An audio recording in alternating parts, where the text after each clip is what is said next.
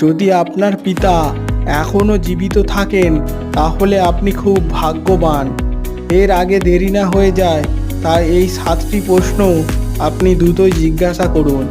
Number 1, যখন আপনি ছোট ছিলেন তখন আপনি কি হতে চাইতেন? নাম্বার 2, আপনার জীবনের সবচেয়ে বড় অনুশোচনা কি?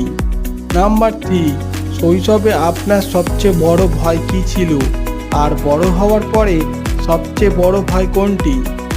নাম্বার 4, আপনার জীবনে পাওয়া সবথেকে মূল্যবান উপহার কি?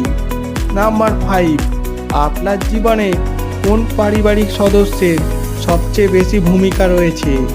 নাম্বার 6, যদি আপনি আবার তরুণ হতে পারতেন তাহলে আপনি কি ভিন্ন করতেন? নাম্বার 7, আপনার জীবনে সবচেয়ে বড় শিক্ষা কি উপলব্ধি করেছেন যা আপনি